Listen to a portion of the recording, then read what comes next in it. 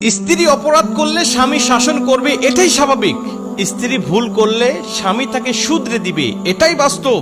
কিন্তু আমাদের সমাজে অনেক মেয়ে আছে স্বামীকে শাসন করার ক্ষমতাটুকু দেয় না। স্বামী যদি একটা শাসন করে কথা বলে, উল্টা 10টা কথা স্বামীকে শোনায় দেয়। যদি এমন মানসিকতা আপনার থাকে, প্রিয় বোন, প্রিয় মা, আমি আপনাকে বলতে চাই আপনার বিবাহ করা উচিত হয় নাই। কারণ এমন বিবাহ করে আপনি দুনিয়ার সুখ শান্তিটাও হারিয়ে ফেলেছেন, এমনকি পরকালটাও আপনার কাছ থেকে হারিয়ে যাবে। কারণ আপনি আল্লাহর হুকুম অমান্য করেছেন, স্বামীকে আপনি অমান্য করেছেন। আর এই স্বামী যদি আপনাকে ক্ষমা না করে, আল্লাহ পাক আপনাকে ক্ষমা করবে না, অর্থাৎ আপনার জন্য জাহান্নাম অবধারিত থাকবে।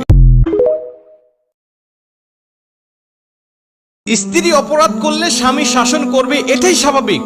স্ত্রী ভুল করলে স্বামী তাকে শুধরে দিবে, এটাই বাস্তব। কিন্তু আমাদের সমাজে অনেক মেয়ে আছে স্বামীকে শাসন করার ক্ষমতাটুকু দেয় না। স্বামী যদি একটা শাসন করে কথা বলে, উল্টা 10টা কথা স্বামীকে শোনায় দেয়।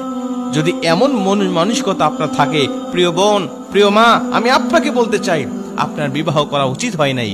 কারণ এমন বিবাহ করে আপনি দুনিয়ার সুখ শান্তিটাও হারিয়ে ফেলেছেন, এমনকি পরকালটাও আপনার কাছ থেকে হারিয়ে যাবে। কারণ আপনি আল্লাহর হুকুম অমান্য করেছেন, স্বামীকে আপনি অমান্য করেছেন। আর এই স্বামী যদি আপনাকে ক্ষমা না করে, আল্লাহ পাক আপনাকে ক্ষমা করবে না, অর্থাৎ আপনার জন্য জাহান্নাম অবধারিত থাকবে।